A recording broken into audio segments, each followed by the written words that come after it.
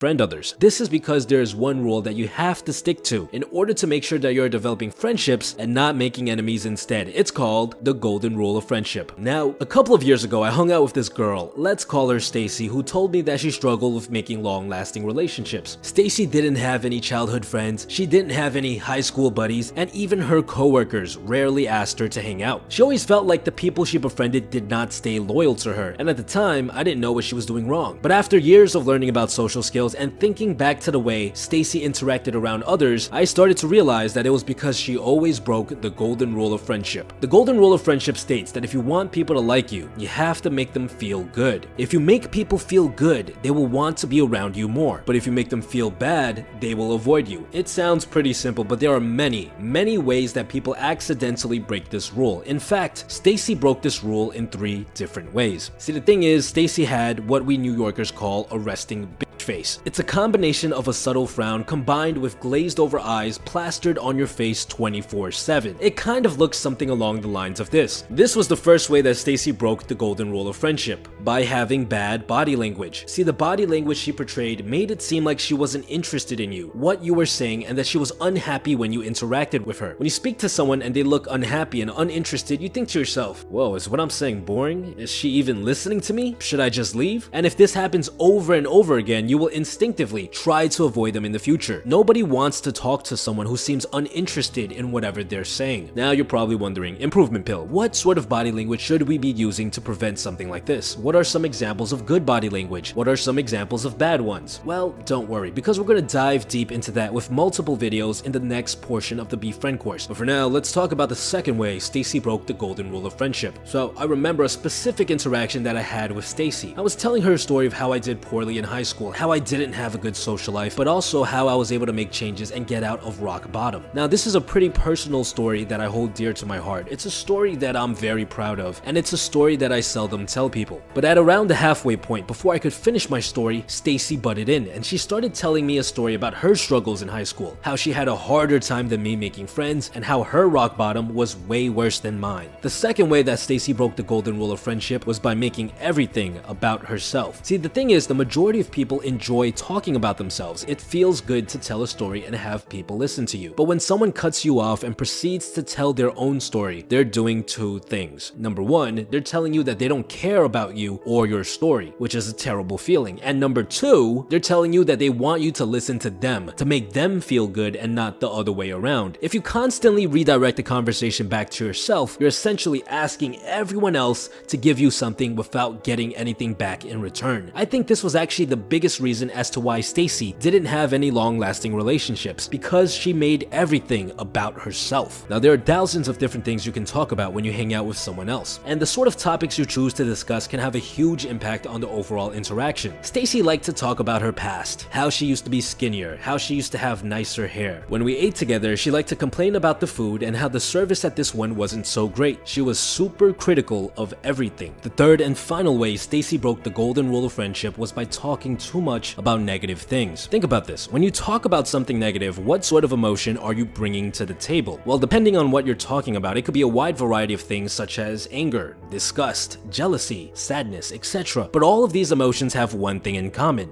They don't feel good. When you talk about negative things, you're not only sharing the words and stories, but also the emotions that go along with them. So if you tell a story about how your dog died, people will feel some of your sadness. If you tell a story about how your girlfriend cheated on you, people will feel some of your anger. There's a time and place for stories like this, but you have to be very careful about these types of things, especially if you've just started to get to know someone, because they make people feel bad. And if you do this too often, they will start to associate you with all of those negative emotions and avoid you. If you look at the formula of friendship, Stacy was doing all of the right things. She would go partying with people quite often, so she had good proximity, good frequency, good duration, and good intensity. However, she did not employ the golden rule of friendship. In fact, she broke the rule over and over again, which meant that she eventually made more enemies than friends. People started hating her because she stuck to the formula of friendship but made them feel bad at the same time. Think of the golden rule of friendship as a plus or negative sign in front of our equation so far. If you stick to it, your friendships will grow, but if you break it, people will start to hate you. It's a simple